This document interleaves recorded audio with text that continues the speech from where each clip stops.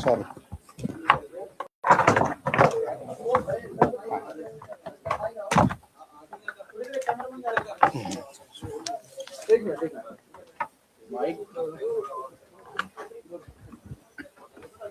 तुम्ही अरेंज करा सर. ठीक आहे बस सर. आता कॉम्पिटिशन नका लागू माझा वरती का खाली म्हणून.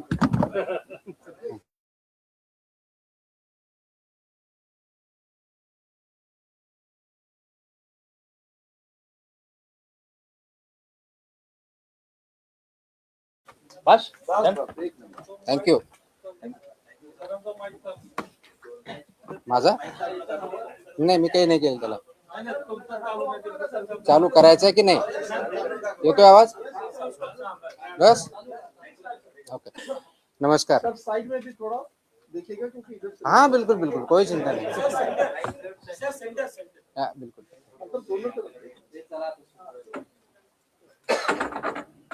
Safe food, safe drug, safe Maharashtra ही जी मोहीम आपण हाती घेतलेली आहे, त्याच्यामध्ये आपण जे पावलं उचलत आहोत, त्या पावलाचा पुढचा टप्पा आज आपण कार्यान्वित करत आहोत. म्हणजे तो कार्यान्वित होता, पण त्याला वेगळ्या पद्धतीने आपण कार्यान्वित करत आहोत. गेल्या 8-10 दिवसापूर्वी आपण HRE ऑर्डर काढली, हॉटेल्स, रेस्टॉरंट्स, इटरीच्या बाबतीतली ऑर्डर काढली आणि त्याबद्दलचं इम्प्लिमेंटेशन अक्रॉस महाराष्ट्र चालू आहे. त्याच्यावरती कारवाई होते आहे. आता त्याच्या पुढचं आपल्या अन्नामध्ये सर्वात महत्त्वाचा जो घटक असतो तो असतो दूध, मिल्क अँड मिल्क प्रॉडक्ट्स. त्या बाबतीत मी स्टार्टिंगला आल्यानंतर महाराष्ट्रातले जे दूध उत्पादक आहेत, मिल्क प्रॉडक्टवाले जे आहेत, ते प्रोड्युसर्स आहेत, यांची एक मीटिंग याच ठिकाणी घेतली होती आणि त्याच्यामध्ये आपली परिस्थिती काय आहे हे त्यांच्या निदर्शनास आणून दिलं होतं. कोणते रेग्युलेशन्स, रूल्स, स्टँडर्ड्स त्यांनी पाळायचे, कशा पद्धतीने पाळायचे याबद्दलही त्यांना प्रेझेंटेशन करून जवळजवळ 1 तास त्याच्यामध्ये चर्चा करून त्यांना मार्गदर्शन केलं होतं. त्यानंतर बऱ्याच अंशी काही ज्या मोठ्या इस्टॅब्लिशमेंट्स आहेत त्यांनी त्यांच्या स्तरावर त्यांच्या कर्मचाऱ्यांचं प्रशिक्षण घेणं, त्यांचे जे व्हेंडर्स आहेत त्यांचं प्रशिक्षण घेणं, यांचंही काम चालू केलेलं आहे. ही चांगली गोष्ट आहे. परंतु फक्त तेवढ्यापुरतं जाऊन आपल्याला थांबता येणार नाही. आपल्याला सर्वंकष जी इकोसिस्टम आहे, दूध प्रक्रियेमधली पूर्णपणे इकोसिस्टम, अगदी प्रोड्युसर पासून म्हणजे फ्रॉम फार्म टू प्लेट, म्हणजे कंझ्युमरच्या ताटात जाईपर्यंत फार्म टू प्लेट ह्या कन्सेप्टवरती आपल्याला काम करावं लागणार आहे. आणि त्या साखळीमधले सर्वजण जे आहेत त्यांनी हे जे स्टँडर्ड्स आहेत ते पाळणं, ते इम्प्लिमेंट करणं आणि त्या अनुषंगाने त्या मानांकनानुसार तो प्रॉडक्ट तयार करणं, स्टोअर करणं, ट्रान्सपोर्ट करणं, प्रोसेस करणं आणि विकणं, या सर्व गोष्टीवरती काम करावं लागणार आहे. त्या अनुषंगाने आज आपण दुधातील भेसळ, कृत्रिम दूध आणि गंभीर अन्न सुरक्षा उल्लंघन जे आहेत दुधाच्या बाबतीत त्याच्याबद्दलच्या कॉम्प्रहेन्सिव्ह कंप्लायन्स ऑर्डर इश्यू केलेल्या आहेत. जसं हॉटेल, रेस्टॉरंट, इटरीच्या बाबतीत केल्या होत्या, तसं मिल्क आणि मिल्क प्रॉडक्ट्स याच्या बाबतीतले जे स्टँडर्ड्स आहेत, जे रेग्युलेशन्स आहेत, ते रेग्युलेशन्स सर्व साखळीमधले दूध उत्पादकापासून कंझ्युमरपर्यंत, फार्मपासून प्लेटपर्यंत हा जो कन्सेप्ट आहे इकोसिस्टमचा, त्या सर्व स्टेक होल्डर्समध्ये या पद्धतीने एक कॉम्प्रहेन्सिव्ह गाईडलाईन्स जे आहेत त्या आपण इश्यू केलेल्या आहेत. त्या कंप्लायन्स गाईडलाईन आहेत. त्या कुणाला बंदी घालण्यासाठी नाही, तर त्या कंप्लाय करण्यासाठी आहेत. त्या करण्यासाठी आपण हे आजचे आदेश जे आहेत ते आपण इम्प्लिमेंट केलेले आहेत. हे आदेश इश्यू करण्यापाठीमागं जे आपल्याला सांगितलं त्याप्रमाणे दूध उत्पादकांना म्हणजे अगदी कलेक्शन सेंटरपासून, बल्क मिल्क कूलरपासून ते कोल्ड चेन मेंटेनपर्यंत, ते प्रोसेसरपर्यंत, पॅकर्सपासून, ट्रान्सपोर्टरपासून सेलर्सपर्यंत यांना कोणते मानकाला नियम लागू आहेत? तर पहिला आता आहे ऑफकोर्स आपले जे रजिस्ट्रेशन किंवा लायसन्सिंगचे ते रूल 2011चे लागू आहेत. त्याचबरोबर अन्न उत्पादन मानके व अन्न संयोजके ज्याला म्हणतो तो पण स्टँडर्ड्स आणि रूल्स लागू आहेत. त्याचबरोबर दूषके, विषय व अवशेष हे जे आहेत 2011चे ते पण स्टँडर्ड्स लागू आहेत. विक्रीवरील प्रतिबंध व निर्बंध जे आहेत प्रोहिबिटेड आयटमच्या बाबतीत रेग्युलेशन्स ते पण लागू आहेत. लेबलिंग आणि प्रदर्शन हे जे आहेत हे पण लागू आहेत. अन्न सुरक्षा मानके पॅकेजिंग विनियमन जे आहे 2018 ते पण लागू आहेत. त्याचबरोबर अन्नाचे सदृढीकरण ज्याला फॉर्टिफिकेशन जे म्हणतो हे पण रूल याच्यामध्ये लागू 2018चे. आणि जाहिरात आणि दावे हे पण रूल्स अँड रेग्युलेशन लागू आहेत. म्हणजे 8 प्रकारचे रेग्युलेशन फसाई ऍक्ट 2006च्या अंतर्गत जे आहेत आणि 2011चे रूल्स प्लस हे 8 प्रकारचे मिनिमम रेग्युलेशन्स हे प्रत्येक जणाला लागू आहेत. याचं पालन होणं अपेक्षित आहे. आता हे पालन करण्याच्या दृष्टिकोनातून हे कुणाकुणाला लागू आहे हा प्रश्न आपल्या समोर आलेला असेल. तो सर्वात पहिला जो आहे दूध संकलन केंद्र कलेक्शन सेंटर जे असतात ते किंवा बल्क मिल्क कूलर्स यांना लागू आहेत. दुसरा आहे दूध शीतकरण सेंटर्स जे केंद्र आहेत कूलिंग सेंटर ज्याला म्हणतो तिथं आहेत. दुग्ध प्रक्रिया युनिट्स व उत्पादक ज्याच्यामध्ये पाश्चरायझेशन आपण करतो, प्रमाणीकरण करतो म्हणजे स्टँडर्डायझेशन, होमोजेनायझेशन जे करतो, निर्जंतुकीकरण करतो आणि त्याचबरोबर UHT प्रकल्प ज्याला म्हणतात म्हणजे अल्ट्रा हाय ट्रीटमेंट वाले जे प्लांट असतात त्यांना सुद्धा हे मानक रेग्युलेशन्स रूल्स लागू आहेत. त्याचबरोबर पॅकर्स आणि फिलिंग स्टेशन्स म्हणजे बऱ्याच वेळेस आपण बंद बॉटल्स तयार करतो किंवा पॅकेट तयार करतो ते पॅकर्स आणि फिलर्स यांना पण हे लागू आहेत. वितरक, वाहतूकदार आणि घाऊक विक्रेते यांना पण हे नियम लागू आहेत. किरकोळ विक्रेते, दूध बूथ्स, दूध विक्रेते व सुटे दूध विक्रेते यांना पण लागू आहेत. स्वयंचलित व बल्क दूध विक्री चालक यांना पाहिलं आहेत. ऑटोमॅटिक व्हेंडिंग मशीन याच्यामध्ये असतात त्यांना. दूध व दुग्धजन्य पदार्थाचे उत्पादक म्हणजे मिल्क प्रॉडक्ट्स वाले जसे की त्याचबरोबर पॅकिंग करणारे या दुधाच्या प्रॉडक्टच्या बाबतीत आणि दुधाच्या बाबतीत पॅकिंग करणारे विक्रेते व यामध्ये पनीर असेल, चना असेल, खवा असेल, तूप असेल, लोणी असेल, क्रीम, दही, चीज, आईस्क्रीम, दूध powder, condensed milk, flavoured milk व इतर सर्व दुग्धजन्य पदार्थ याचे उत्पादक यांना पण हे सर्व नियम लागू आहेत. या सर्वांनी या नियमांचं तंतोतंत पालन करायचं ज्याच्या माध्यमातून हे परिपूर्ण दूध सेफ मिल्क हे कंझ्युमरच्या प्लेटपर्यंत घरापर्यंत जाईल. कोणत्याही प्रकारचं त्याच्यामध्ये अडल्टरेशन असणार नाही, कोणत्याही प्रकारचं त्याच्यामध्ये कंटॅमिनेशन असणार नाही, कोणत्याही प्रकारचं सबस्टँडर्ड मिल्क ते असणार नाही. म्हणजेच सेफ असेल, अनसेफ किंवा सबस्टँडर्ड किंवा मिसब्रँडेड अशा प्रकारचं मिल्क किंवा मिल्क प्रॉडक्ट्स हे कंझ्युमरपर्यंत आपल्याला देता येणार नाही, विकता येणार नाही किंवा प्रक्रिया करता येणार नाही. यासाठी हे नियम लागू आहेत. आता थोडक्यात कारण डिटेल ऑर्डर आहे, प्रेस नोट पण डिटेल देतोय मी, त्याच्यामध्ये काही गोष्टी आपल्याला शॉर्टमध्ये सांगतो कारण हे जर डिटेल सांगायला गेलं तर खूप मोठ्या प्रमाणात वेळ लागेल. ते आपण प्रेस नोटमध्ये निश्चितच वाचाल हे मला अपेक्षित आहे, त्याची पब्लिसिटी कराल हे मला अपेक्षित आहे. पण थोडक्यात जर आपल्याला सांगायचं झालं तर याच्यामध्ये जसं अप्लिकेबिलिटी सांगितली त्याचप्रमाणे याच्या कर्तव्य व जबाबदाऱ्या ज्या आहेत या FBO ज्या फूड बिझनेस ऑपरेटर ह्या सेक्टरमध्ये जे काम करतात त्याच्यामध्ये त्याचे हाताळणारे दूध व दुग्धजन्य पदार्थ हाताळणारे, प्रक्रिया करणे, साठवणे, वितरण करणे, विक्री करणे अशा सर्व आस्थापनामध्ये याच्यामध्ये हे इम्प्लिमेंटेशन करणं गरजेचं आहे. तिथल्या पायाभूत सुविधा आणि स्वच्छता ह्या महत्वाच्या आहेत. जे युनिट आहे जसं हॉटेलच्या बाबतीत मी सांगितलं होतं तसं या बाबतीत पण आहे. ही आस्थापना जी असतात ह्या पूर्णपणे दूषितीकरणाचे संभाव्य स्त्रोत स्थान ज्याला पोल्युशनचे शक्यता जी असते त्याच्यापासून दूर असणं अपेक्षित आहे. धूळ, सांडपाणी आणि कीटक यांपासून पूर्णपणे दूर असणं आणि प्रोटेक्ट असणं गरजेचं आहे. दूध स्वीकारणे दॅट इज रिसेप्शन करणे, शीतकरण करणे, कोल्ड करणे, प्रक्रिया प्रोसेसिंग करणे, पॅकिंग, साठवणूक करणे यासाठीच स्पष्टपणे त्याचे एरिया दाखवला पाहिजे. एखादी डेअरी आहे किंवा प्रोसेसिंग प्लांट आहे या ठिकाणी असे वेगवेगळे एरिया आहेत ते डिमार्केट केले पाहिजेत, लेबल केले पाहिजे, त्या ठिकाणी तेच काम करता आलं पाहिजे. जसं हॉटेलच्या बाबतीत मी बोललो होतो की किचनमध्ये रिसेप्शनचा वेगळा पाहिजे, सिग्रिगेशनचा वेगळा पाहिजे, व्हेजचा पाहिजे, तसेच या बाबतीत सुद्धा जे दूध स्वीकारलं जातं तो वेगळा डिमार्केटेड एरिया पाहिजे, तिथले स्टँडर्ड्स वेगळे ते त्याप्रमाणे पाळले पाहिजेत, इम्प्लिमेंट केले पाहिजेत. शीतकरण करण्याच्या बाबतीतल्या काय आहेत तिथं केले पाहिजेत, प्रोसेसिंग करण्याच्या बाबतीत आहे त्या ठिकाणचा वेगळा एरिया पाहिजे, पॅकिंग आणि साठवणूक ह्या वेगळ्या गोष्टी आहेत.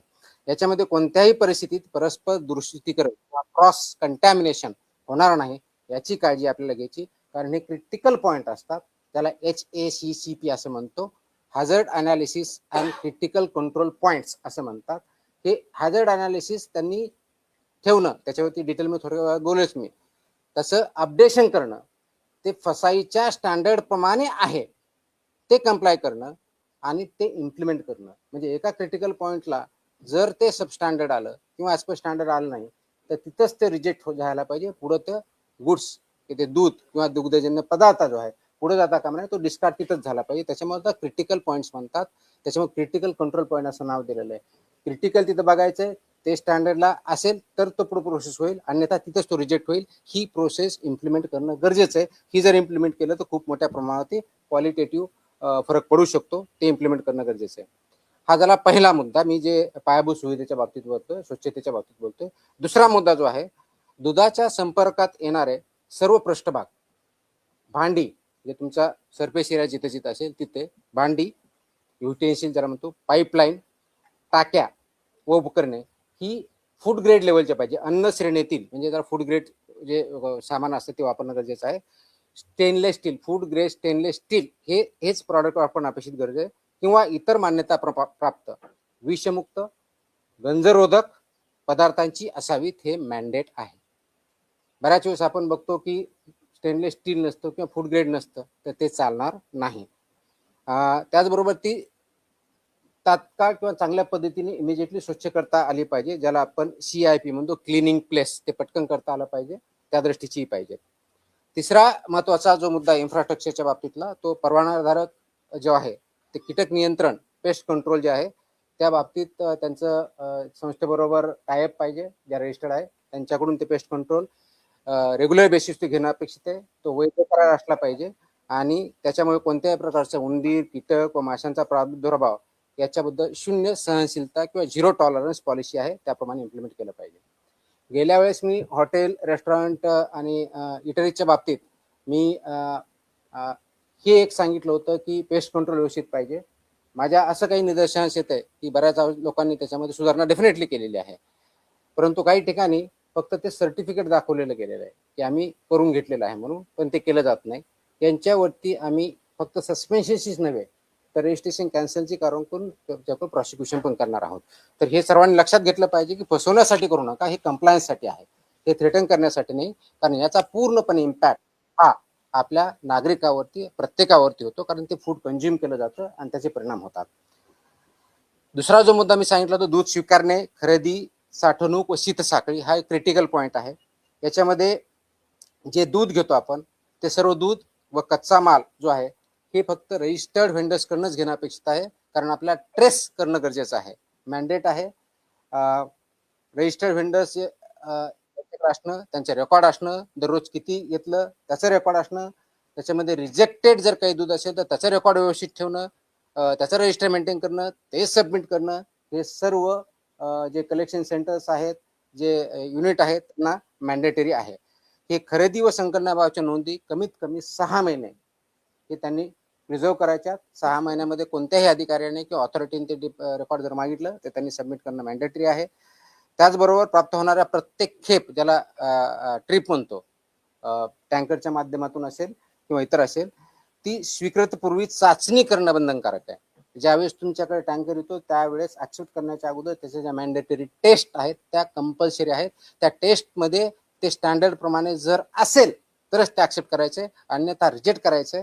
आणि रिजेक्ट केलेला जो गुड्स आहे म्हणजे व्हेकल आहे त्याच्या बाबतीतचे इन्फॉर्मेशन बाकी सर्वांना पण द्यायची. अन्यथा काय होतं की एका ठिकाणी रिजेक्ट केला जातो, तेच टँकर दुसरीकडे जातं, तिथं ऍक्सेप्ट केला जातो, ते चालणार नाही. बैठकीमध्येही मी सांगितलं होतं, आता मी परत रिपीट करतोय की अशा प्रकारचं एका ठिकाणी जर गुड्स रिजेक्ट केलं आणि ते कारण द्यावं लागतं की तुम्ही ह्या कारणासाठी आम्ही रिजेक्ट करतोय, तर that will not be accepted anywhere. आणि असं जर झालं तर जो घेणारा आणि विकणारा दोघांना आम्ही जबाबदार पकडून त्यांच्यावरती आम्ही कारवाई करणार आहोत. ते करताना कोणत्या प्रकार, ज्यावेळी रिसेप्शन करतो तर आपण काय बघितलं पाहिजे, कोणत्या प्रकारच्या टेस्ट आपण जे म्हणतो, साध्या असे टेस्ट असतात पण इम्पॉर्टंट आहेत, क्रिटिकल आहेत. जरा ऑर्गॅनोलेप्टिक तपासणी म्हणतात. आता ऑर्गॅनोलेप्टिक म्हणजे काय, आपल्याला आपल्या डोळ्याने दिसतं, नाकाने वास येतो, ह्या ज्या गोष्टी बघायच्यात, कलर असेल, ह्या गोष्टी त्याला ऑर्गॅनिक आपल्या ऑर्गन्सनी पंचेंद्रिय म्हणतो आपले जे आहेत त्याच्या माध्यमातून पहिली टेस्ट असते, ते आपण बघायची असते. त्याचबरोबर तापमान, टेम्परेचर आहे ते बघायचं असतं. दूध स्निग्धांश म्हणजे फॅट जे आहे त्याच्यामधलं ते टेस्ट करायचे असते. त्याचबरोबर सॉलिड नॉट फॅट्स याची काय परिस्थिती बघायची असते. क्लॉट ऑन बॉइलिंग किंवा अल्कोहोल टेस्ट ज्याला म्हणतो ती करायची असते. ही सर्व गोष्टी जर केल्या तर बेसिकली ते स्टँडर्ड प्रमाणे आहे किंवा सबस्टँडर्ड आहे किंवा अनसेफ आहे आपल्याला कळतं, आणि त्याच्यानंतरच ते दूध ऍक्सेप्ट करायचं आणि मग पुढे जाऊ द्यायचं. ते जर त्या टेस्टमध्ये सबस्टँडर्ड येत असेल तर ते रिजेक्ट व्हायला पाहिजे, आणि त्याच्यावरती त्यांना सांगून ते रिजेक्ट ऍक्च्युअली डिस्ट्रॉय व्हायला पाहिजे, कोणत्याही दुसऱ्या चेनकडे जाता कामा नये. दुसरी महत्वाची जी बाब आहे, शीत साखळी हे खूप क्रिटिकल आहे. कोल्ड चेन ज्याला म्हणतो, कोल्ड चेन मेंटेन करणं हे बंधनकारक आहे. त्याच्यामध्ये कोणत्याही प्रकारची तडजोड, कॉम्प्रोमाइज आपण मान्य करणार नाही. कच्चं दूध जे असतं शक्यतोवर लवकरात लवकर आणि जास्तीत जास्त कोणत्याही परिस्थितीत 2 तासाच्या आत कोल्ड चेनमध्ये आणलं पाहिजे. म्हणजे तुम्ही दूध काढल्यानंतर 2 तासापर्यंत ते व्यवस्थितपणे त्याला कोणत्याही प्रकारचं बॅक्टेरियल किंवा हे ग्रोथ होत नाही. ते जर व्यवस्थित आपण सॅनिटरी कंडिशनमध्ये व्यवस्थित ठेवलं, प्रिझर्व केलं तर. पण 2 तासानंतर त्याला मात्र तासाच्या आत ऑलमोस्ट आपल्याला ते कोल्ड चेनमध्ये आणायचं असतं. कोल्ड चेन म्हणजे इथं 4 डिग्री सेल्सिअस असतं. आणि म्हणून आपण गेल्या मीटिंगमध्ये सांगितलं होतं की जे मेजर ठोक खरेदीदार आहेत, डेअरीज आहेत किंवा पावडर प्लांट किंवा इतर मिल्क प्रोड्युसर्स आहेत, यांना डायरेक्टली जे घेतात, तर ते सकाळी आणि संध्याकाळी 2 शिफ्टमध्ये कलेक्ट करा हे निर्देश दिले होते. कारण रात्री काढून ठेवलं तर सकाळपर्यंत ते ऑलरेडी खराब होणार आहे. टेम्परेचर 4 डिग्री सेल्सिअस जर शेतकऱ्याकडे नसेल त्या पद्धतीने ठेवायचं तर ते खराब होऊन दुसऱ्या दिवशी येणार आहे आणि तो प्रॉब्लेम होतो. म्हणून 2 वेळच्या शिफ्ट करायचे मी सांगितलं होतं. त्या दृष्टीने काही कारवाई चालू आहे, ते परिपूर्ण होणं अपेक्षित आहे. ते थंड केल्यानंतर त्या 4 डिग्री सेल्सिअसला ट्रान्सपोर्ट अगदी डेअरी जाईपर्यंत किंवा प्रोसेस जाईपर्यंत मेंटेन करायचं आहे, हे त्याच्यामधलं मॅन्डेट आहे. आणि जर फ्रोझन फूड असेल तर त्याला -18 डिग्री सेल्सिअसमध्ये प्रिझर्व करणं अपेक्षित आहे. कोल्ड आणि फ्रोझन याच्यामधला हा फरक आहे, 4 डिग्री आणि -18 डिग्री. हेच करत असताना परत गेल्या वेळेस जसं सांगितलं होतं की हे पदार्थ जे आहेत जमिनीपासून उंच, भिंतीपासून दूर, झाकलेल्या, लेबल लावलेल्या कीड प्रतिबंधक भांड्यातच ठेवायचे आहेत. त्या गाईडलाईन्स आहेत, त्याला फिफो सिस्टमनुसार ते इम्प्लिमेंट करायचं आहे. हा एक दुसरा भाग झाला. तिसरा क्रिटिकल जो पॉईंट आहे तो आहे उष्णता प्रक्रिया, भरणे, सीलबंद करणे आणि पॅकेजिंग करणे. हा क्रिटिकल तिसरा पॉईंट आहे. याच्यामध्ये हीट ट्रीटमेंट जी आहे ती योग्य प्रमाणात झाली पाहिजे, योग्य वेळेत झाली पाहिजे. जसं की आपल्या नियमानुसार असं आहे की पाश्चरायझन करायचं म्हणजे नेमकं काय करायचं, तर पाश्चरायझन म्हणजे 63 डिग्री म्हणजे 63 डिग्री सेल्सिअसला कमीत कमी 30 मिनिटं तुम्हाला तापावं लागतं. आय रिपीट, 63 डिग्री सेल्सिअसला 30 मिनिटं किंवा 72 डिग्री सेल्सिअसला तुमचं 15 सेकंद किंवा दोन्हीचं कॉम्बिनेशन. या लेवलला केलं तरच पाश्चरायझन होतं, नाही तर पाश्चरायझ होत नाही. ते पाश्चरायझन त्या लेवलला करणं अपेक्षित आहे. त्यानंतर इमिजिएटली ते 4 डिग्री सेल्सिअसला आणायचं. ही हीट ट्रीटमेंट झाली की कोल्ड तुमची 4 डिग्रीपर्यंत आणायची, मग ते पाश्चरायझ दूध होतं, अदरवाईज ते पूर्णपणे होत नाही. म्हणून आणि ते केल्यानंतर त्याला एक टेस्ट असते, फॉस्फेटेज टेस्ट म्हणतात त्याला. ती जी टेस्ट आहे ती निगेटिव्ह येणं अपेक्षित आहे, म्हणजेच ते प्रॉपरली पाश्चरायझ झालं हा त्याचा अर्थ होतो. हे जे पाश्चरायझ करणार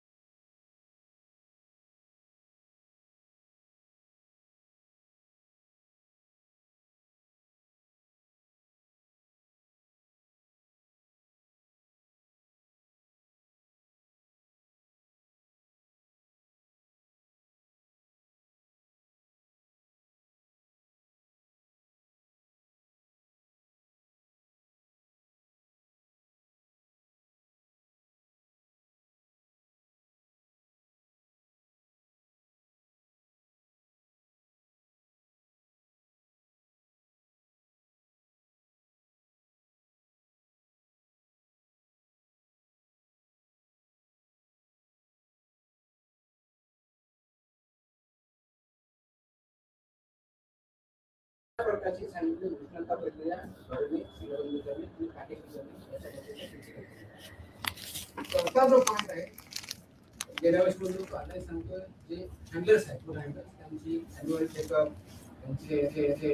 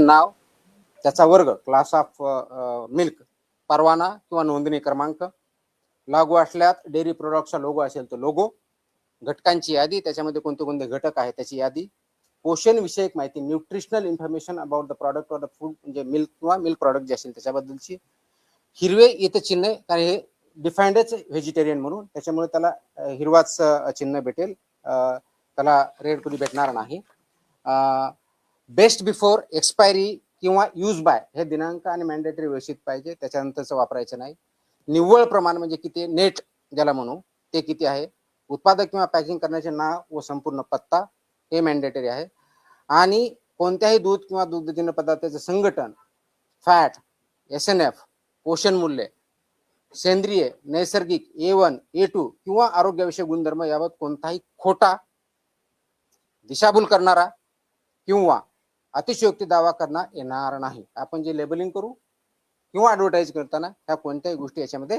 चालणार नाही तर आमचे A1 आहे A2 आहे याच्यामध्ये असे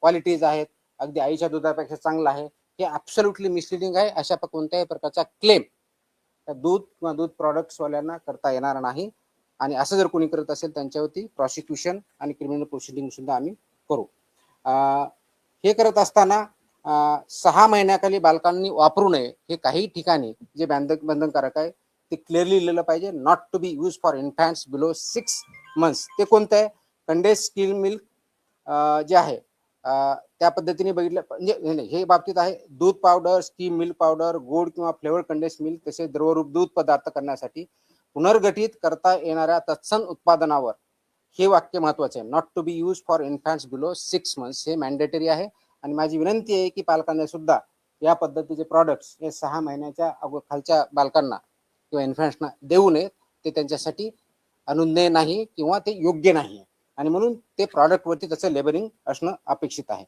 बाकीचे जे कंडेन्स मिल्क आहे मशीन स्कीम मिल्क आहे किंवा पार्टली स्कीम्ड आहे हे सर्व गोष्टी त्याच्यामध्ये क्लिअर त्या लेबलिंग वरती असल्या पाहिजे एक महत्वाचा बऱ्याच वेळेस मला वेगवेगळे नागरिक किंवा आपल्यामधून काही प्रश्न विचारले जातात आईस्क्रीम आहे कुल्फी आहे चॉकलेट आहेत किंवा सॉफ्टी आईस्क्रीम आहे यांच्या बाबतीत सुद्धा लेबलवर स्पष्ट गोष्टी लिहिल्या पाहिजेत कोणत्याही पदार्थामध्ये स्टार्च असल्यास यापैकी पॅकेजिंग व लेबलिंग नियमाच्या नुसार तो त्याच्यावर घोषित करावा लागणार कोणी जर याच्यामध्ये स्टार्च यूज केला असेल किंवा कोणताही नॉन मिल्क प्रॉडक्ट त्याचा जर यूज केला असेल तर तो तुमच्या लेबलवरती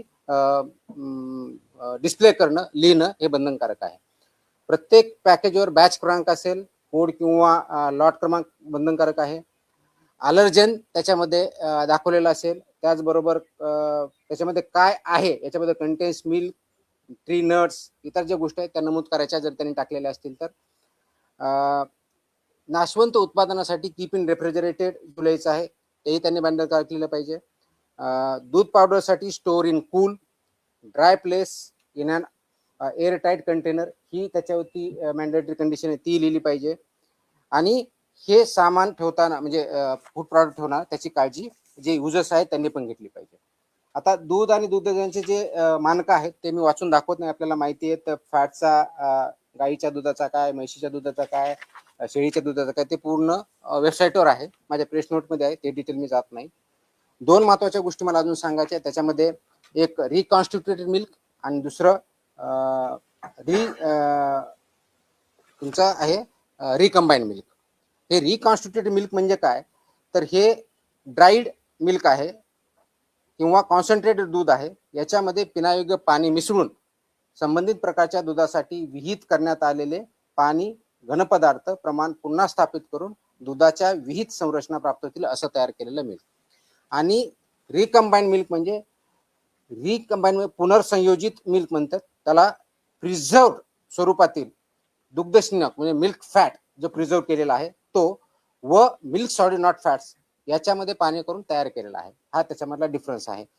हे वापरताना त्याच्यामध्ये दुधाच्या बाबतीतला स्निग्धांश विरहित घनपदार्थ स्त्रोत ह्या केवळ वाळविले ड्राईड किंवा सदन म्हणूनच दुधाचा वापर करावा आणि त्याचप्रमाणे असणं अपेक्षित आहे.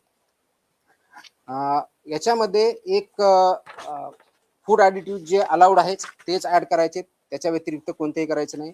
ज्या ठिकाणी फॉर्टिफिकेशन ऑफ मिल्क झालेलं आहे म्हणजे या ठिकाणी व्हिटॅमिन्स पर्टिक्युलरली ए आणि व्हिटॅमिन डी टाकले, त्या याच्यावरती एफ हा मोठा बोल्ड लेटरमध्ये लिहायचं, त्याकडून लोकांना कळेल की याच्यामध्ये फॉर्टिफिकेशन कोणत्या पद्धतीच्या आहेत. हे करत असताना पाश्चराईजच्या बाबतीत एक 2-3 महत्वाच्या गोष्टी ज्या मी सांगायच्या म्हटलं होतं, तर त्या सीलबंदला कोणत्याही प्रकारचे छेडछाड जर असेल तर कुणी विकत घेऊ नये आणि विकणाऱ्याने ते विकू नये. ड्युली लेबर्ड पॅकमध्ये विक्रीस देता येतं, त्याच्या व्यतिरिक्त देता येत नाही. फिलिंग आणि सिलिंग हे अंतिम उष्णता ज्यावेळेस असते त्या मोमेंटला करायचं असतं, त्याच्या अगोदर किंवा त्याच्या नंतर नाही, हे त्यांना पाहायचे. पाश्चराईज प्रमाणित किंवा इतर कोणताही उष्णता प्रक्रिया केलेलं जे दूध आहे ते उघड्या कॅनमधून, ड्रममधून किंवा सीलबंद नसलेल्या पात्रामधून सुट्या स्वरूपात विक्री करणं अनुज्ञेय नाही. ते सीलबंदमध्येच विक्री करावं लागेल, त्याला ओपन करून ते ॲज अ लूज मिल्क म्हणून ते आपल्याला विकता येणार नाही. आणि म्हणून फिलिंग अँड बॉटलिंग व सिलिंग याची प्रक्रिया जे प्लांट आहेत त्यांनी व्यवस्थितपणे पाळणे, ते इम्प्लिमेंट करणे, इन्क्लुडिंग सेलर पॉईंट पर्यंत ते बघणं गरजेचं आहे. आणि जर रॉ मिल्क असेल तर ते रॉ मिल्कवरती हे लिहिलं पाहिजे की याच्यामध्ये हे दूध कच्चं असून सेवन करण्यापासून उकळणं आवश्यक आहे, हे त्याच्यावरती लिहिणं गरजेचं आहे. आता याच्यामध्ये दूध संकलन केंद्राने काय करायचं हे मी दिलेलं आहे, त्याचे डिटेल गाईडलाईन आहेत. त्याचबरोबर दूध शीतकरण केंद्राने काय करायचं याच्या जवळजवळ 9 प्रकारच्या गोष्टी त्यांनी करायच्या. त्याच्यामध्ये क्लिनिंग इन प्लेस पाहिजे, तापमान मेंटेन केलेलं पाहिजे, इन्स्ट्रुमेंट पाहिजे, त्याचे कॅलिब्रेशन पाहिजेत, सांडपाण्याची व्यवस्था पाहिजे. या सगळ्या गाईडलाईन या माझ्या ऑर्डर्समध्ये आहेत, त्याच्यामुळे डिटेलमध्ये जात नाही. परंतु याच्यामध्ये ह्या ज्या गाईडलाईन मी सांगितल्या त्या ॲप्लिकेबिलिटी कोणाला सांगितली, टू एंड आपल्याला सिस्टम ज्याला इकोसिस्टम म्हणतो ते आपण डेव्हलप करतोय. याच्यामध्ये जर व्हायोलेशन केले तर पनिशमेंट ज्या अनसेफ फूडच्या बाबतीत आहे किंवा अडल्चरेटच्या बाबतीत किंवा कृत्रिम दुधाच्या बाबतीत जे आहे, ज्याला सिंथेटिक मिल्क म्हणतो आपण, जे केमिकल पासून बनवलेलं असतं त्याच्या बाबतीत, आणि अशा केसमध्ये डेथ झाला तर कमीत कमी 7 वर्ष, जास्तीत जास्त अजन्म कारावास इतका आहे. 10 लाख रुपये दंड आहे. त्या अशा अवनदामुळे जर गंभीर दुखापत झाली, जर ग्रीवस इंजरी म्हणून 6 वर्षापर्यंत कारावास आणि 5 लाख रुपये दंड आहे. गंभीर स्वरूपाची नसलेली दुखापत झाली तर 3 लाखापर्यंत दंड आहे, 1 वर्षाचा कारावास आहे. कोणतीही दुखापत झाली नसल्यास 3 महिन्यापर्यंत कारावास आणि 3 लाखापर्यंत दंड आहे. आणि सबसिक्वेंटचा जर असेल तर ऑफकोर्स फर्स्ट कन्व्हिक्शन 1 लाख रुपये दंड अतिरिक्त वापर लावला जाऊ शकतो. अन्न सुरक्षा ऑफिसर जे आहेत आपले FSO यांनी जप्त केलेला किंवा ताब्यात केलेले दूध किंवा इतर कोणत्याही वस्तू हस्तक्षेप करता येणार नाही. ती हटवणे किंवा त्याच्याशी छेडछाड करणे हा 6 महिन्यापर्यंत कारावास आहे. त्याच्यामुळे ऑफिसरच्या याच्यामध्ये आपण जे म्हणतो की माझ्या सेंटरमध्ये, माझ्या युनिटमध्ये मी एंट्री करू देणार नाही, हे आपल्याला चालणार नाही. ऑफेन्सेस बाय कंपनी जे करतात तो गुन्हा झाल्यास प्रत्येक कंपनीवर त्याच्या व्यवसायाचं जे आहे पूर्णपणे कारवाई करण्यात येईल. दंडाच्या बाबतीत जर बघितलं तर रजिस्ट्रेशन नसेल किंवा लायसन्स नसेल तर 10 लाख रुपये दंड आहे, त्याच्याशिवाय तुम्हाला काम करता येणार. Up to 10 lakh is a fine. दिशाभूल करणारी ॲडव्हर्टाईज असेल, खोटी असेल तर 10 लाखापर्यंतचा दंड आहे. आतापर्यंत अनफॉर्च्युनेटली आम्ही दंड खूप कमी करायचे, इथून पुढे आम्ही मॅक्सिमम दंड, म्हणजे कुणी दिशाभूल केली तर आम्ही 10 लाख रुपये दंड लावणार, या पद्धतीने काम करणार आहे. फॉल्स क्लेम इन्फॉर्मेशन दिली तर त्याच्यामध्येही 10 लाखापर्यंतचा दंड आहे. दुधामध्ये भेसळ करण्यासाठी वापरल्या जाणाऱ्या कोणत्याही पदार्थावरती भेसळकारक पदार्थाचा ताबा ठेवणे, तो पदार्थ आरोग्यास अपायकारक असल्यास 10 लाखापर्यंतचा दंड, इतर बाबतीत 2 लाखापर्यंतचा दंड ही तरतूद आहे. मागणी केलेल्या स्वरूपाचे, गुणधर्माचे किंवा गुणवत्ता नसलेले दूध किंवा दुधाचे पदार्थ विकणे याच्यामध्ये 5 लाखाचा दंड आहे. त्याच्यामुळे ह्या दंडाचे तरतुदी आपल्या हे डिटेलमध्ये दिलेल्या आहेत, त्या सर्वांना लागू आहेत. त्याप्रमाणे त्याचं इम्प्लिमेंटेशन आपण करूयात आणि ते इम्प्लिमेंटेशन जर केलं तरच आपण एंड टू एंड ही साखळी जी आहे ती आपण चांगल्या पद्धतीनं इम्प्लिमेंट करू शकतो. आता थोडक्यात जर याच्यामध्ये सांगायचं तर आमचं मिशन काय आहे, आपलं मिशन काय महाराष्ट्राचं, तर महाराष्ट्राचं मिशन आहे की महाराष्ट्रातल्या प्रत्येक नागरिकाला हे आपल्याला सुरक्षित अन्न द्यायचंय, शुद्ध सकस दूध द्यायचंय आणि त्याच्या माध्यमातून आपल्याला भेसळमुक्त महाराष्ट्र दुधाच्या बाबतीत करायचं आहे. हे करत असताना फूड सेफ्टी मॅनेजमेंट सिस्टम आपल्याला डेव्हलप करायची, पूर्ण इकोसिस्टम आपण डेव्हलप करत आहोत आणि याच्यामधलं गायडिंग प्रिन्सिपल हे पब्लिक हेल्थ हे आहे आणि त्याचबरोबर जेन्युइन बिझनेसेस जे आहेत त्यांना प्रमोट करणं, त्यांना सपोर्ट करणं आहे आणि नॉन जेन्युइन बिझनेसेस जे आहेत त्यांना पनिशमेंट करणं, त्यांना सिस्टमच्या बाहेर काढणं हे आहे. याच्यामध्ये आरोग्यविषयाच्या दुधातल्या ज्या थोडक्यात मी परत रिपीट करून चिंता काय आहेत, तर पाण्याची भेसळ होते, हा महत्वाचा मुद्दा आहे. सिंथेटिक दूध वापरलं तर दुसरा मुद्दा आहे. युरिया, डिटर्जंट, कॉस्टिक सोडा, स्टार्च, ग्लुकोज, मेलामाइन इत्यादी रसायनांचा वापर करतो, तो पूर्णपणे प्रोहिबिटेड आहे, तो पॉयझनस आहे, दॅट इज नॉट अलाउड, ते करता येणार नाही. मिल्क फॅट व एसएनएफ याचं मानांकाप्रमाणे मानांकांचं उल्लंघन करता येणार नाही. अफ्लाटॉक्सिन, M1 आणि अँटीबायोटिक रेसिड्यू आहेत ते याच्यात असणं अपेक्षित नाही, जे लिमिट आहे त्याच्या बाहेर त्याच्यामध्ये येता कामा नयेत. कोल्ड चेन मेंटेन करणं मॅन्डेटरी आहे. विना परवाना किंवा विना नोंदणी कोणताही उद्योजक याच्यामध्ये काम करू शकत नाही. चुकीचे लेबलिंग, ग्राहकाची दिशाभूल हे करता येणार नाही.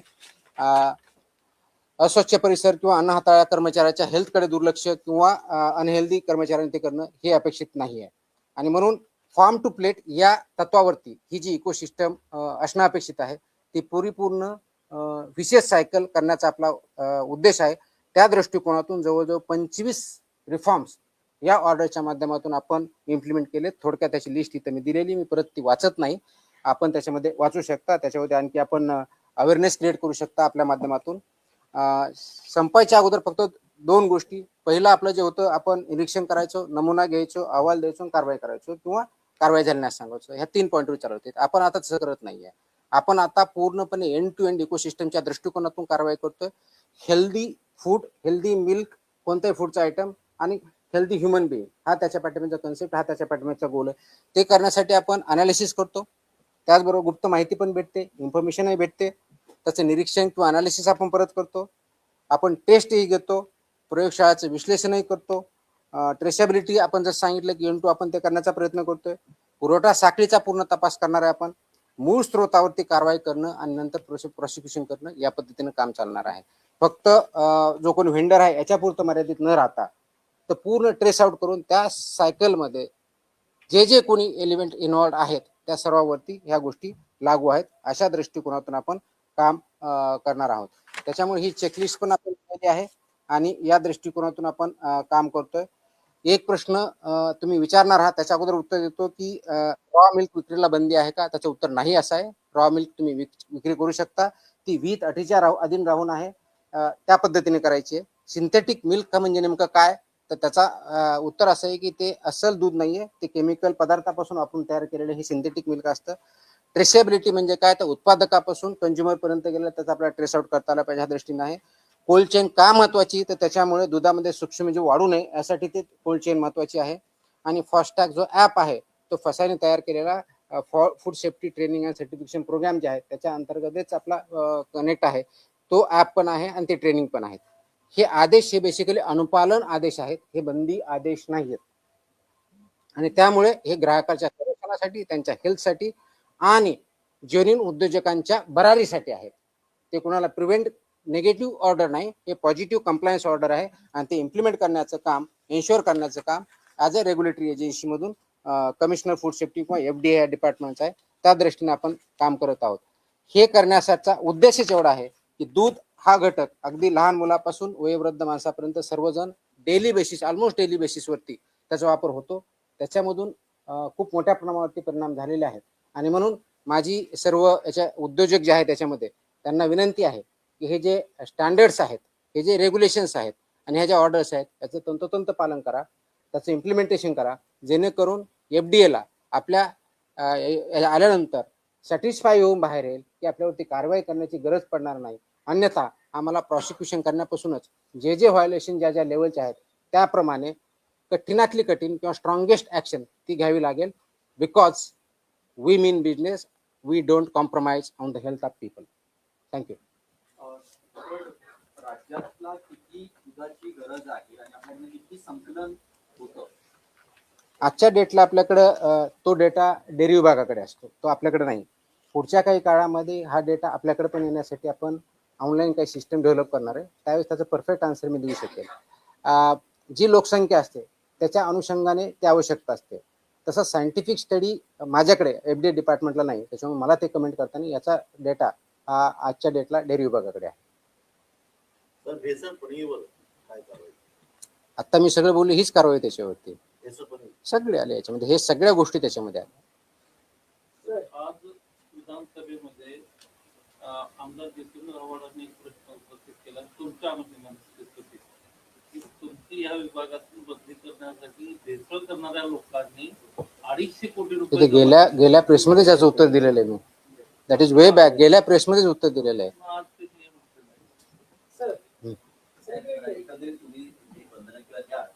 बंधन नाही, कंप्लायन्स ऑर्डर आहे, बंधन नाही, स्टँडर्ड्स पाळा म्हणून सांगतोय.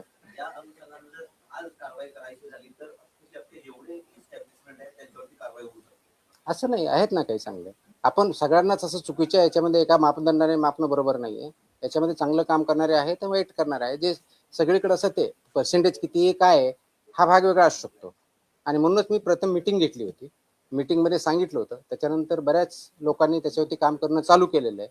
आता ह्या ऑर्डर त्याच्यामध्ये आणखी कॉम्प्रिहेन्सिव्ह आहेत, ते त्याच्या इम्प्लिमेंटेशन करण्यासाठी ते प्रयत्न करतील आणि त्याच्यातून चांगला रिझल्ट येईल.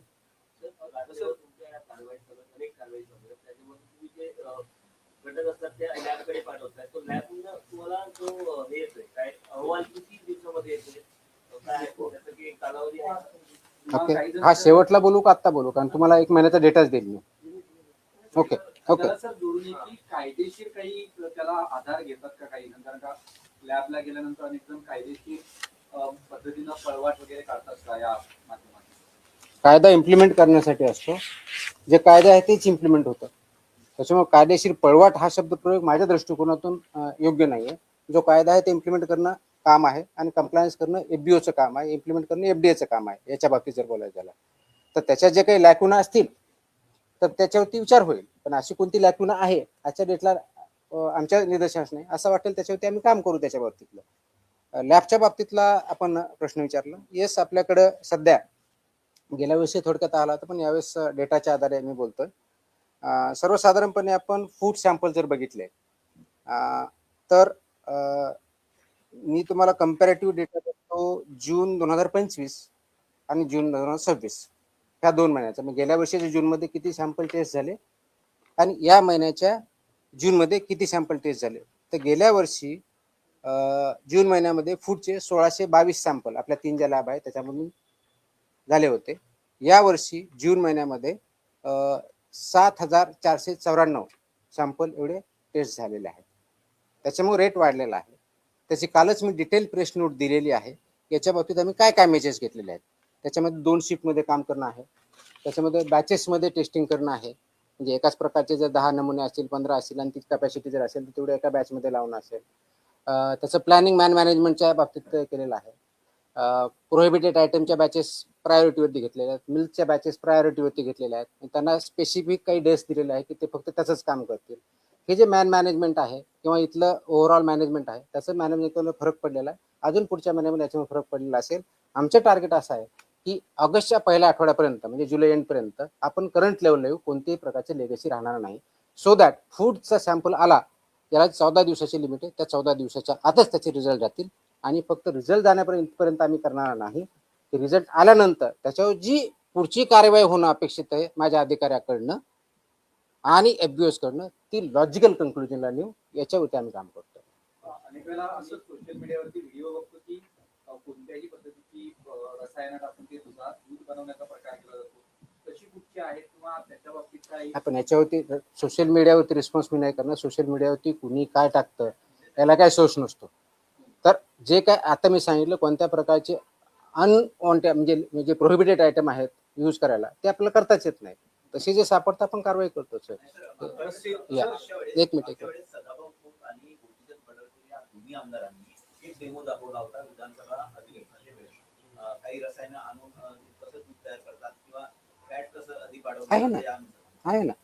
तर अशा काही आपल्या निदर्शन असेल त्याच्यावरती आम्ही कारवाई करणार. ते अलाउड मी जे सांगितलं सिंथेटिक मिल्क म्हणून किंवा केमिकल मिल्क म्हणून, ते मिल्क नाही याच्या मुळामध्ये, तर ते इलिगलच आहे. It's not a milk, it's a poison. तर त्याच्यावरती आपण कारवाई करतोच. आपण मुंबईमध्ये जास्त अमूलचं दूध आहे. आपण राज्याबाहेर पण कारवाई करणार. माझा अधिकार राज्यापुरता आहे. मग त्याला कसं रोखणार? महाराष्ट्रात जे काही दूध येतं ते कोणते असतं, महाराष्ट्रात जे दूध येतं किंवा जे प्रॉडक्ट असतात ते महाराष्ट्राच्या ज्युरिडिक्शन मध्ये आहे. तर हे अमूल कूलचे जे दूध येतात, अमूल कूलचे जे दूध येतात स्वीट, ते किती दिवसापर्यंत ठेवू शकतो असा? त्याच्यावर लिहिलेलं असतं ना. 500 राजे आहेत आता मी सांगितलं, त्याच्या लिमिटेशन ठरलेले आहेत त्याच्या. जाहिरात सर बीडमध्ये म्हटलं दुधाच्या बाबतीत वेगवेगळ्या पद्धतीच्या जाहिराती केल्या जातात. सॉरी नाही, कोणतरी बोलतो बीडचं कोणतरी करतो. हा. बीडमध्ये श्रीकृष्ण केक बर्फी फार्मवरती देखील कारवाई करण्यात आली, पण गावकऱ्यांचं असं म्हणणं आहे की लाखो रुपयांचा जो मुद्देमाल होता तिथे फक्त 35,000 रुपयाचं हजर दाखवले आणि कारवाई म्हणजे आरोपी जे होते ते एकच जणांवरती कारवाई केलेली, कारण तो 7 ते 8 जण होते त्या ठिकाणी. ज्यावेळेस कारवाई होते त्यावेळेस तिथला मुद्देमालाचा पंचनामा होतो, तो समक्ष होतो. ते किती आयटम आले त्याचे फोटो काढले जातात, त्याची व्हिडिओग्राफी पण आम्ही सांगतो मोबाईलच्या माध्यमातून. आपण काही वेगळे इन्स्ट्रुमेंट दिलेले नाहीत. त्याच्यामुळे असं जर कोणी म्हणत असेल की त्यांच्याकडे काही पुरावा असेल जे क्लेम करतात, त्यांनी मला सादर करावा, त्याच्यानुसार मी त्याच्यावर कारवाई करेन. पण फक्त बोलायचं की एवढा मुद्देमाल लाखाचा होता, त्यांनी जाऊन बघितलं होतं का लाखाचा होता का 35,000चा होता का 1 कोटीचा होता, हे मला माहित आहे. त्यांच्याकडे काही पुरावा असेल डेफिनेटली आपण कारवाई करू. ती कारवाई बीडमध्ये 2 दिवसापूर्वीची कारवाई बोलली. रात्री 2-3च्या दरम्यान सुरू झालेली कारवाई. ती जशी इंटेलिजन्स आमच्याकडे आला, आमची टीम तिथे गेली, ते पूर्णपणे तपासल्यानंतर त्याच्यामध्ये सगळ्या चुकीच्या गोष्टी आढळल्या. जवळजवळ दुसऱ्या दिवशीपर्यंत कारवाई चालू होती, ती केली. आणि तो उद्योजक किंवा जो आहे तो अगदी 2-3 महिन्यापूर्वीच त्यांनी लायसन्स घेऊन काम चालू केलेलं होतं. तो वी हॅव ट्रेस्ड इट. आणि त्याचे जे काही लॉजिकल कन्क्लुजन प्रॉसिक्युशन करू सगळे आपण पेनल्टी त्यांच्यावरती कारवाई करूया. तर अजून एक होता, मुंबईत अनेक ठिकाणी जे पान जे आहे ते विकलं जातं, काही जे पान सेवन केल्यानंतर चक्कर येणं, बीपी लो होणं किंवा अशा प्रकारचे त्याने प्रकार जे आहे ते समोर येताना पाहायला मिळतात. यावरती देखील काही कारवाई करणार आहे? अरे एफडीचे प्रश्न विचार आहे बाबा. नाही आता तू पान खाणार खायच्या बाबतीचा माझा इश्यू नाही. अनेक ठिकाणी सर असं म्हणत होते की गुटखा किंवा अशा पद्धतीचं नाही, गुटखावरती बॅनच आहे. असे गुटखा कोणी वापरत असेल ते सांगा, आम्ही कारवाई करतोच ना. कुरिअरच्या माध्यमातून पण हल्ली गुटखे अरे हो, असं कुठे येत असेल कोणी पाठवणार असेल त्या आम्हाला सांगा, आम्ही पण मागू आणि आम्ही कारवाई करू, काही अडचण नाही. We do that also. म्हणजे कोणी असा ऍड्रेसवर येत असेल तर आम्ही कुणाला तरी पाठवायला लावू, ऍड्रेस मागायला तर मी तसंही करतो. आम्ही करतो ना तसं, काहीच अडचण नाही. असं असेल माहिती असेल तर डेफिनेटली कारवाई करू आपण, काहीच अडचण नाही.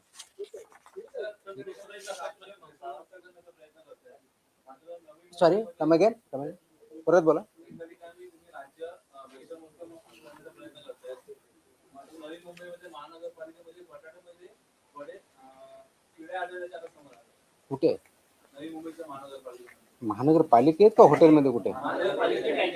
कॅन्टीन मध्ये. आम्ही तपासणी करू, पाठवा तिथे, काय अडचण नाही. हा काय काय काय हा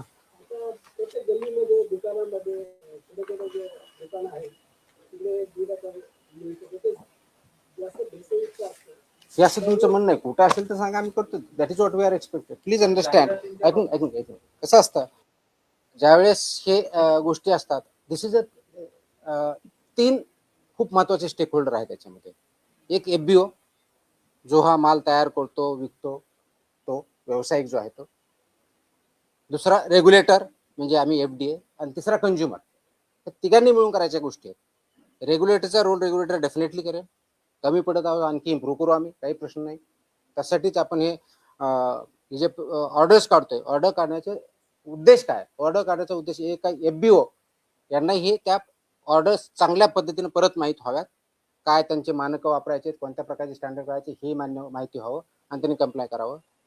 दुसरा उद्देश माझा, आणि तो महत्वाचा उद्देश आहे, की लोकांमध्ये जागृती तयार झालेली पाहिजे, अवेअरनेस झाला पाहिजे, की याच्या माध्यमातून होईल, त्यांनाही ह्या गोष्टी कळतील, त्यांनी क्वेश्चन करावेत. त्याच्यामुळे आपण एखादी गोष्ट विकत घेताना ती योग्य आहे का, ते पॅकेज वाचावं, त्याच्यामध्ये एक्सपायरी डेट आहे का, त्याचे कॉन्स्टिट्युएंट काय आहेत, ते फक्त समोरच्या पार्टला न करता पाठीमागचाही पार्ट बघा. अगर पॅकेजिंग 3 साईडने होते, समोरच्या बाजूने साईडने आणि पाठीमागच्या साईडने, तर ह्या ठिकाणी काय लिहिलेलं आहे ते पण वाचावं. तर ते वाचणं आणि आम्ही रेग्युलेट करणं. तर हे इज अ कंबाईन ऍक्टिव्हिटी. जिथं काही असं असेल तर डेफिनेटली आपल्याला जे मीन्स दिलेले आहेत त्या माध्यमातून आमच्यापर्यंत आलं तर आम्ही कारवाई करू. आम्ही सुमोटोही कारवाई करतो, कंप्लेंटच्या माध्यमातून करतो, इंटेलिजन्सच्या माध्यमातून करतो. त्याच्यामुळं it is a collective responsibility. तर प्रत्येक माणसापर्यंत मी पोहोचू शकत नाही, पण इंडिव्हिज्युअल माणूस आमच्यापर्यंत ह्या माध्यमातून पोहोचू शकतो, कंप्लेंटच्या माध्यमातून, ऑनलाईनच्या माध्यमातून, फोनच्या माध्यमातून तो पोहोचू शकतो. अशा जर काही चुकीच्या गोष्टी घडत असतील तर definitely please point it out. Will work on that. लोकसहभाग हा तुमच्या या चळवळीतला सगळ्यात महत्वाचा पार्ट आहे. ऑफकोर्स. म्हणजे आता जे डेअरी आहेत, म्हणजे जे सुट्ट दूध विकतात, तर त्याच्यातली जी तुमची जी मानकं आहेत की बाबा एवढं याचं असलं पाहिजे, तर सामान्य माणसाला त्या ठिकाणी ते म्हणजे पॅकिंगला तुम्ही व्यवस्थित पॅकिंग आहे की नाही हे बघायला खूप आहे किंवा म्हणजे सुट्ट दूध त्या डेअरीतून मिळतं. मी आता खूप क्लिअरली सांगितलं. मी आता क्लिअरली सुट्ट्या बाबतीत व्हेरी क्लिअरली मी सांगितलं की तुम्हाला पॅकेज मधलं ओपन करून विकता येत नाही. शेतकरी स्वतः काढलेले आहे ते दिलेले आहे त्याप्रमाणे तो विकू शकतो. पण बऱ्याच शहरामध्ये हे जे पॅकेज मधलं दूध आहे ते काढून त्याच्यामध्ये वेगळ्या पद्धतीने काही केमिकल असतात ते विकले जातात. शक्यतो ते अवॉइड करावं अनलेस आपल्याला माहिती आहे की हा शेतकरी आहे तो खरोखर देतो. आता आम्ही ह्या कारवाई सुरू केल्यानंतर माझ्याकडे असे फीडबॅक आहेत की बऱ्याच ठिकाणी रोडवर दूध विक्रेते बसायचे, ते आता बसणं बंद झालंय. याचा अर्थ काय होतो? याचा अर्थ देर आर सम प्रॉब्लेम. तर शहरामध्येही आपल्या बऱ्याच वेळेस आपण करतो की बाबा मला पॅकेजमध्ये प्रॉब्लेम वाटतोय, ते काही चांगलं नाहीये म्हणून मी सुटं दूध घेईल. पण सुटं दूध जर घ्यायचं असेल तर एन्श्युअर करा की खरोखर तो फार्मर आहे किंवा फार्मर म्हणून आणलेला आपल्याकडे जेन्युइन आहे आणि मध्ये तो भेसळ करणार आहे, एवढं एन्श्युअर करा. ते तुमच्या विश्वासाचा इश्यू आहे. तर त्या दृष्टिकोनात आपण सुटं दूध घेतानाही ते काळजी घेतली पाहिजे. हिंदीमध्ये नाही, इंग्लिश किंवा मराठी. हाँ आप मराठी में जवाब दीजिए। एनर्जी ड्रिंक जो है स्टिक, उसको लेकर स्वामी की सवाल उठाया गया, उसे बंद किया, प्रतिबंध लगाया जाएगा और 500 मीटर के दायरे में स्कूल या कॉलेज में अगर बेचा जा रहा है तो उस पर कार्रवाई होगी। तो आपका एफडीए डिपार्टमेंट उसके लिए कार्रवाई करेगा। उसके बाद क्या उसको लेकर आपने योजना बनाई? है ना, मुझे पता है, आंसर दिया गया है अधिवेशन में. इश्यू एवढा आहे की हे जे सो कॉल्ड एनर्जी ड्रिंक्स आहेत, त्याच्यावरती एनर्जी ड्रिंक लिहिलेलं आहे.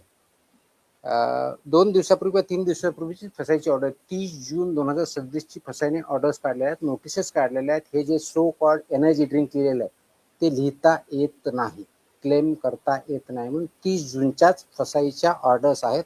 अशा प्रोड्यूस करणाऱ्या ज्या कंपन्या 10-12 कंपन्या आहेत, इन्क्लुडिंग तुमच्या पेप्सिको आहे, रेड बुल आहे, तुमच्या त्याच्यानंतर स्टिंग आहे, यांना नोटिसा 30 जून पूर्वी आत्ताच काढलेल्या आहे की तुम्ही असं लेबल करू शकत नाही. त्याचं कारण असं आहे की फसाई ॲक्टमध्ये जे अनेक्चर ए आहे ज्याच्यामध्ये फूडच्या कॅटेगरी दिलेल्या आहेत आणि फूड कॅटेगरीमध्ये हे एनर्जी ड्रिंक असं काही डिफाईन केलेलं नाही. म्हणून त्या ऑर्डरमध्ये असं स्पेसिफाय केलेलं आहे की जे त्याचा आधार घेऊन किंवा शेड्यूल 4 ज्याच्या आधारे हे मानक आहे त्याचा आधार घेऊन तुम्ही एनर्जी ड्रिंक असं लिहिता कामा नये. हे त्या कंपनीला ऑलरेडी फसाईने नोटीस काढलेली आहे. त्याच्यामुळे तो त्याच्यावर लिहिण्याचा जो प्रकार आहे आता इथून पुढे बंद होईल.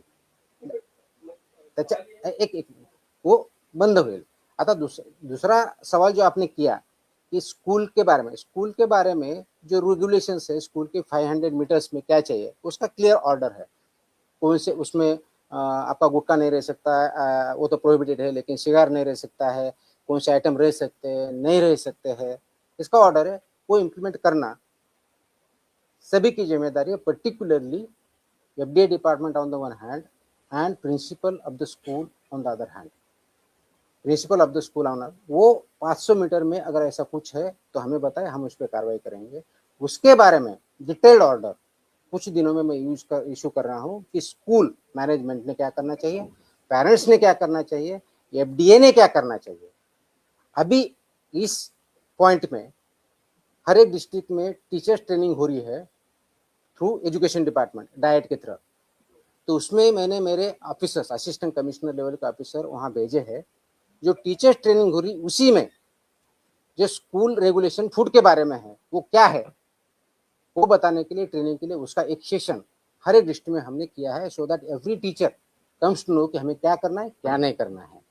राइट फ्रॉम उनका वेंडर कैसा होना चाहिए, वहाँ कौन सा खाना अलाउ करना चाहिए, कौन सा नहीं करना चाहिए, कौन सा बैन है, ये सब गाइडेंस हर एक टीचर के पास जा रहा है, टीचर की ट्रेनिंग के थ्रू जा रहा है। अभी आज ऑन अभी चल रहा है, तो हर एक डिस्ट्रिक्ट में हो रहा है, तो एक अवेयरनेस होगा। उसके बाद कुछ दिनों के बाद 8-10 दिन के बाद मैं स्कूल का जो स्टैंडर्ड्स है फूड के बारे में, चिल्ड्रन के बारे में, न्यूट्रिशन के बारे में, उसका जैसा मैं दूसरा ये जो ऑर्डर निकला मिल्क एंड मिल्क प्रोडक्ट्स, वैसा ऑर्डर वो भी निकाल रहा हूँ। उसके तहत आपके जो क्वेश्चन है सब आंसर हो जाएंगे इसमें। तो सवाल ये कि आपने एनर्जी ड्रिंक तो नहीं है, मतलब आप एनर्जी क्लेम नहीं कर सकते। नहीं कर सकते। तो अगर एनर्जी क्लेम नहीं कर सकते तो कंपनीज आपको कहेगी कि हम क्या क्लेम करते हैं, इट इज सिंपल। तो उनका ड्रिंक और वो ये ऐसी ड्रिंक है, ड्रिंक कैफिनेटेड ड्रिंक या एरेनेटेड ड्रिंक या कार्बोनेटेड ड्रिंक जो डिफाइन होता है, उसके कंटेंट्स कितने होने चाहिए वो डिफाइंड है, उसका वायलेशन वो नहीं कर सकते। लेकिन वो एनर्जी ड्रिंक नहीं बोल सकते, क्योंकि बहुत से लोग एनर्जी है इसलिए लेते या देते हैं। उसमें ये भी है कि 18 साल के नीचे लोगों को रिकमेंडेड नहीं है करके, it is not recommended, it is not ban but it is not recommended. तो पेरेंट्स से मेरी ये गुजारिश है, लोगों से मेरी ये गुजारिश है कि ये 18 साल के नीचे वाले लोगों को पीने मत दीजिए, प्रिवेंट कीजिए। It is not recommended, it is not advisable, because it contents का तुम्हारा कैफीन है उसमें, इट कंटेंट्स तुम्हारा शुगर है, वो कंटेंट है, उसमें कंटेंट लिखा हुआ होता है। और उसमें रिकमेंडेड भी लिखा है कि not recommended for persons below 18 years, lactating mothers, pregnant mothers, लिखा है उस पर, ये मैंडेटरी है। तो मेरा ये है कि लोगों ने इसको पालना चाहिए, इसका इम्प्लीमेंटेशन करना चाहिए, सेल्फ इम्प्लीमेंटेशन करना चाहिए, ऑटोमेटिकली प्रॉब्लम सॉल्व हो जाएगा। क्योंकि आप जैसे कह रहे हैं कि 18 साल के नीचे तो आप यूज नहीं कर सकते, इसलिए हम देखते हैं कि हाईली यूज रेगुलर इस recommended, प्रिवेंटेड नहीं है, रिकमेंडेड है। तो वो तो हर एक इंडिविजुअल का चॉइस है ना। तो पेरेंट्स तो इसीलिए तो अवेयरनेस जो है, तो पेरेंट्स ने ये केयर लेनी चाहिए कि वो ड्रिंक नहीं कर रहे हैं। फिर अब आप कुछ इस तरह की सर्वे शुरू करेंगे स्कूल कॉलेज के बाद, सर्विस सर्वे शुरू करेंगे ताकि जैसे सर्विस जो एनर्जी या तो यही बोल रहा है कि मैं टीचर्स और प्रिंसिपल को हम जब ट्रेनिंग कर रहे हैं उनको यही तो बता रहे हैं। तो हर दिन तो वहाँ प्रिंसिपल रहेगा, टीचर रहेगा, हर दिन तो कोई अथॉरिटी नहीं रह सकता वहाँ पे। तो हर दिन उनके पास स्कूल में बच्चे आते हैं, पेरेंट्स से इंटरेक्शन रहता है, एरिया उनके कंट्रोल में, उनको फुल अथॉरिटी है। और उनका कोई कंप्लाई नहीं कर रहा है तो हमें इंटीमेट करे, हम वहाँ पे कार्रवाई करेंगे। But primarily principal of the school has to do it. उसके ऑर्डर्स में निकाल रहा हूँ तो वो होगा। तो और इसके साथ पेरेंट्स ने कोऑपरेट किया, ऑटोमेटिकली ये हम काम अच्छी तरह से कर सकते हैं, जरूरी है। सर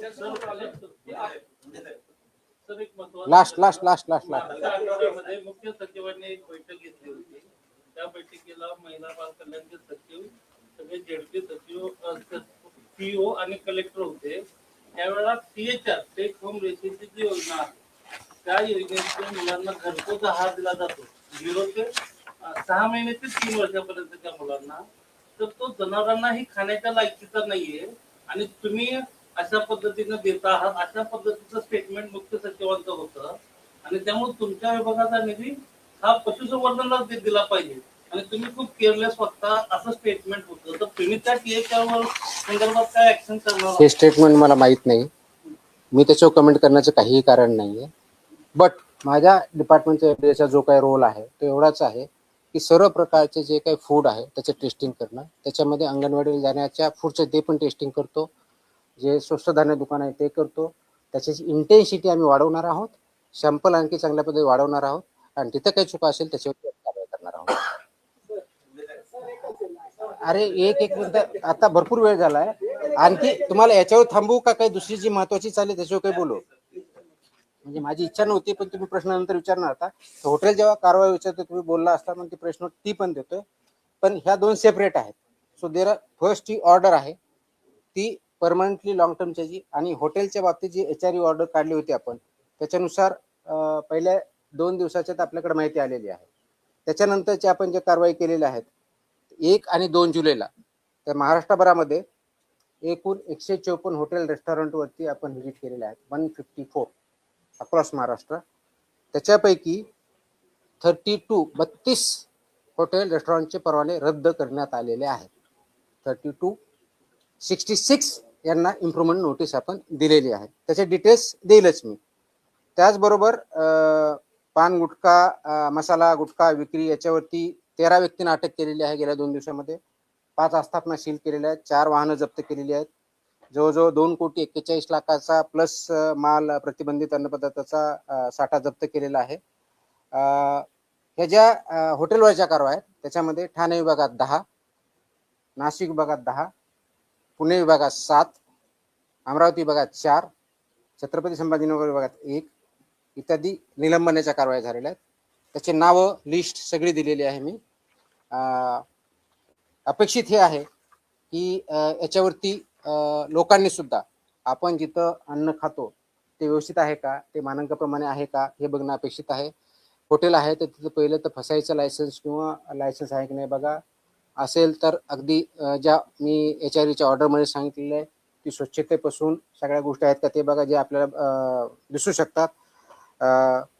विभागनिहाय तुम्हाला जर हॉटेलच्या बाबतीतली माहिती दिली तर मुंबईमध्ये 17 म्हणजे बृहन्मुंबई या विभागामध्ये 2 जिल्हे जे येतात, 17 आपण हॉटेलला व्हिजिट किंवा इन्स्पेक्शन केले, 5 सुधारणा नोटीस दिल्या.